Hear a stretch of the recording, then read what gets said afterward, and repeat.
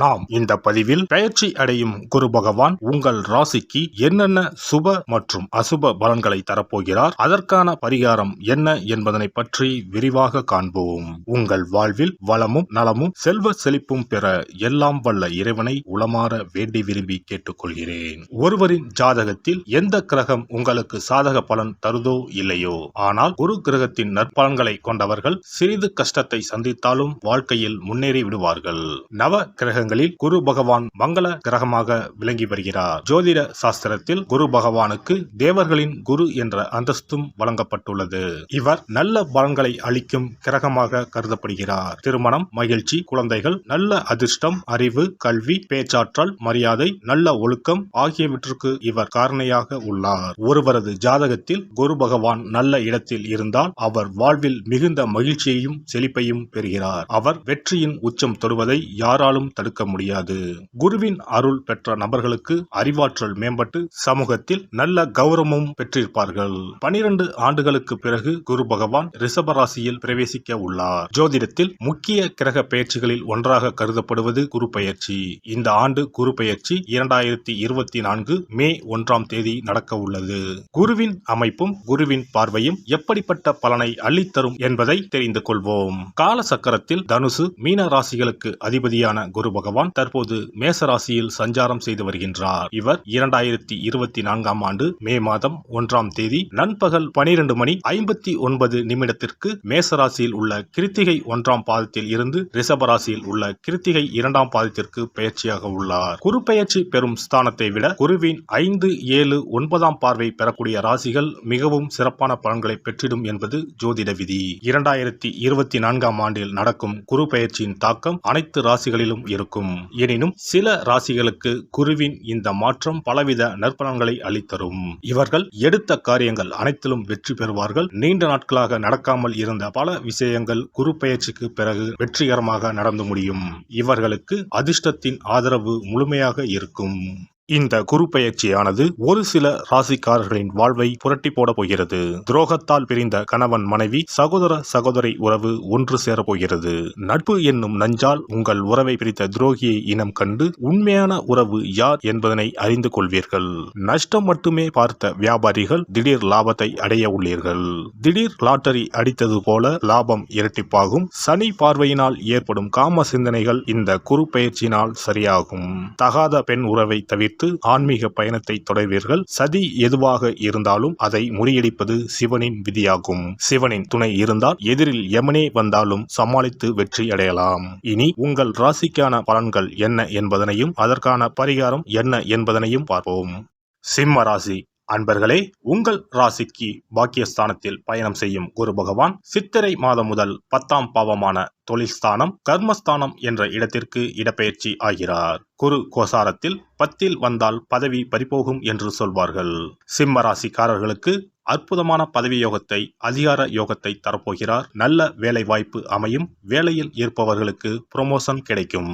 குரு பகவானின் பார்வை உங்கள் ராசிக்கு 2, 4, 6 ஆகிய ஸ்தானங்களின் மீது விழுகிறது. குடும்பஸ்தானத்தை குரு பார்வையிடுவதால் பொருளாதார அபிவிருத்தி ஏற்படும். குடும்பத்தில் மகிழ்ச்சி நிலவும். சொல்லும் செயலும் நிறைவேறும்.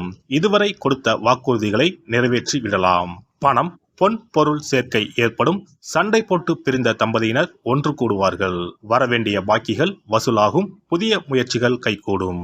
குரு பகவான் தன்னுடைய 7ஆம் பார்வையால் சுகஸ்தானம் என்ற 4ஆம் பாவத்தை பார்க்கிறார். தாயார், வீடு, வாகனம் ஆகிய ஸ்தானத்தை பார்ப்பதால் புது வீடு கட்டி குடிபோகலாம். வண்டி வாகனம் வாங்கும் யோகமும் கைகூடி வரும். நீண்ட நாட்களாக வாட்டி வதைத்த நோய்கள் நீங்கும். உடல் ஆரோக்கியம் அதிகரிக்கும். நீண்ட நாள் கனவுகள் பூர்த்தியாகும். தன்னுடைய 9ஆம் பார்வையாக குரு உங்கள் ராசிக்கு 6ஆம் பாவத்தை பார்ப்பதால் எதிரிகள் நண்பர்கள் ஆவார்கள். கடன்கள், கோர்ட் வழக்குகள் முற்றிலும் அகலும். புதிய முயற்சிகள் கைகூடும். தொழிலில் அபிவிருத்தி ஏற்படும். வியாபாரம் தொழில் வளர்ச்சி பெறும். பெண்களுக்கு திடீர் கோபங்கள் உண்டாகலாம். நிதானமாக இருப்பது நல்லது. புத்தி சாதுரியத்தால் எதையும் சமாளிப்பீர்கள். அரசியல்வாதிகள் போட்டி பொறாமைகளை எதிர்கொண்டாலும் மக்களின் ஆதரவை பெற முடியும். கட்சிகளில் உள்பூசல்கள் ஏற்பட்டாலும் உங்களின் வார்த்தைகளுக்கு மதிப்பும் மரியாதையும் உயரும். நினைத்த காரியங்களை நிறைவேற்றிக் கொள்ள முடியும். எதிலும் சற்று சிந்தித்து செயல்படுவது நல்லது. கலைத்துறையினருக்கு வாய்ப்புகள் சற்று தாமதமாக கிடைத்தாலும் நல்ல வாய்ப்புகளாக அமையும். வெளியூர் வெளிநாட்டு பயணங்கள் உற்சாகத்தை ஏற்படுத்தினாலும் உடல்நலக் குறைவுகளையும் உண்டாக்கும். மாணவர்களுக்கு திறமையாக செயல்பட்டு கல்வியில் முன்னேற்றம் காண்பீர்கள். கூடுதல் நேரம் படிக்க வேண்டி இருக்கும். நட்சத்திர பலன்கள். மகம். இந்த குறுப்பெயர்ச்சியால் உறவினர்கள் வகையில் தவிர்க்க முடியாத சுப செலவுகளை சுமக்க நேரும். முக்கியமான பயணமும் முக்கிய பிரமுகர்களின் சந்திப்பும் உண்டாகும். அது உங்கள் எதிர்காலத்துக்கு நல்ல அஸ்திவாரமாக இருக்கும். சிலர் கூட்டு முயற்சிகளில் லாபம் தேடலாம். சிலர் குடும்பத்தினரோடு கூட்டு சேர்ந்து தொழில் செய்து லாபம் பார்க்கலாம். பூரம் நட்சத்திரம். இந்த குறுப்பெயர்ச்சியால் ஆரோக்கியம் நன்றாக இருக்கும். தொழில், வேலை, உத்தியோகம் ஆகியவற்றில் வெற்றி அடையலாம். சேமிப்பும் அடையலாம். உங்கள் உழைப்பும் நம்பிக்கையும் உங்களுக்கு முழுமையான பலனையும் திருப்தியையும் தரும். எதிர்ப்பும் இடையூறும் ஒருபுறம் இருந்தாலும் உங்களின் தன்னம்பிக்கையாலும் தைரியத்தாலும் அவற்றை போராடி எதிர்த்து நின்று வெற்றி கொள்வீர்கள். உத்திரம் நட்சத்திரம். இந்த குறுப்பெயர்ச்சியால் கடமைகளை காப்பாற்றுவீர்கள். பொருளாதாரத்தில் பிரச்சனை இருக்காது என்றாலும் வைத்திய செலவும் அல்லது வீண் விரய செலவும் தவிர்க்க முடியாதாக இருக்கும். அதனால் சில சமயம் விரக்தி ஏற்படலாம். ஜாதக தசாபுக்தியை அனுசரித்து தேவையான பரிகாரங்களை செய்து கொள்வதால் மனதில் ஆறுதலும் நம்பிக்கையும் உண்டாகும். தொழில், வியாபாரம், உத்தியோகத்தில் பிரச்சனைகள் இருக்காது. ஞாயிற்றுக்கிழமைகளில் சிவன் வழிபாடு செய்வதும் செம்பருத்தி அரளி மலர்களால் சூரியனை அர்ச்சனை செய்வதும் வெற்றிக்கு வழிவகுக்கும். எதிர்ப்புகள் நீங்கும். குரு பெயர்ச்சி சிறப்பு பரிகாரம். ஜாதகத்தில் குரு நல்ல இடத்தில் இல்லாமல் இருந்தாலோ கோசார ரீதியாக கொடூரமானவராக இருந்தாலோ குரு தோஷம் நீங்க பரிகாரம் செய்ய வேண்டும்.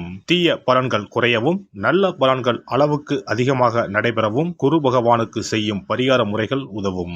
வியாழக்கிழமை தோறும் தட்சிணாமூர்த்தி வழிபாடு செய்வது சிறப்பான பலன்களை கொடுக்கும். வியாழன் அன்று குரு ஓரையில் நல்ல நேரத்தில் குருவிற்கு உரிய கோலத்தை வடகிழக்கு திசையில் கோலமிட்டு அதன் மேல் முல்லை மலர்கள் பரப்பி குரு எந்திரத்தை வைத்து அதற்கு முல்லை மலர் சூட்டி சந்தன பொட்டிட்டு பொன்னிற தட்டில் கொண்டை கடலை வைத்து தூப தீபம் காட்டி குரு காயத்ரி மந்திரத்தை 108 முறை மன ஒருமையுடன் கூறினால் குருவால் ஏற்பட்ட தீய பலன்கள் விலகும்.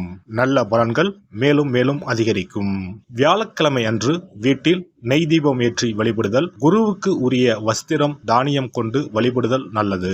வியாழன் அன்று குரு பகவானுக்கு சிறப்பு அபிஷேகம் செய்து மஞ்சள் நிற ஆடை அணிவித்து புஷ்பராகம் வெண் முல்லை மலர்களால் அலங்கரித்து குருவுக்கு உரிய மூல மந்திரத்தினை ஓதி வணங்கி வர குரு கிரக தோஷம் நீங்கும். மஞ்சள் நிற ஆடையை உடுத்துவது, புஷ்பராக மணியை அணிவது, மஞ்சள் நிற ஆடை, கடலை, தானியம் ஆகியவற்றை தானம் செய்வது, வியாழக்கிழமைகளில் விரதங்களை மேற்கொள்வது ஆகியவற்றால் குருதோஷ பரிகாரங்களை செய்யலாம். உங்களால் முடிந்த அளவிற்கு ஏழை எளியோருக்கு தானம் தர்மம் செய்தால் வாழ்க்கையில் அமைதி கிடைக்கும். தினந்தோறும் அல்லது வாரத்தில் ஒரு முறையாவது பசுமாட்டிற்கு அகத்திக்கீரை, அருகம்புல், வாழைப்பழம் போன்றவற்றை உணவாக கொடுத்து வருவது ஜாதகத்தில் இருக்கின்ற குரு பகவானின் நிலையை மிக விரைவில் வலிமைப்படுத்தக்கூடிய ஒரு சிறப்பு பரிகாரமாக கூறப்படுகிறது. ஜாதகத்தில் குரு வலிமை இழந்திருக்கும் நிலையில் வியாழக்கிழமைகளில் அவருக்கு உரிய மஞ்சள் நிறத்தில் இருக்கும் லட்டுகளை வாங்கி தட்சிணாமூர்த்திக்கு நைவேத்தியம் செய்து கோவிலுக்கு வரும் பக்தர்களுக்கு வழங்குவதும் மங்களகரமான மஞ்சள் நிற பொருட்களை பிறருக்கு தானம் கொடுப்பதும் சிறந்த பரிகாரங்களாகும். குரு பகவானின் பரிபூர்ணமான அருள் கிடைக்க கோவில்களில் நடைபெறும் யாக பூஜைகளுக்கு தேவையான பொருட்களை வாங்கி தரலாம். ஒரு முறையாவது ஆலங்குடி சென்று குரு பகவானை வழிபாடு செய்து வாருங்கள். அல்லது தஞ்சாவூர் அருகே இருக்கக்கூடிய திட்டைக்கு சென்று ராஜகுருவாக இருக்கும் குரு பகவானை வணங்கினால் மலையளவு இருக்கக்கூடிய கஷ்டங்கள் கூட கடுகளவு குறையும். குலதெய்வ வழிபாடு நன்மை பயக்கும். முடிந்தால் மாதம் ஒரு முறை குலதெய்வ கோவிலுக்கு சென்று வழிபட்டு வருவது நல்லது. ஒரு முறை திருச்செந்தூர் சென்று முருகப்பெருமானை வழிபட்டு வந்தால் இந்த குரு பெயர்ச்சி சிறப்பான பலன்களை தரும். உங்களின் வாழ்க்கையில் பொருள் ஈட்டும் முயற்சிகள் அனைத்தையும் வியாழக்கிழமைகளில் தொடங்குவதும் நல்ல பலனை கொடுக்கும்.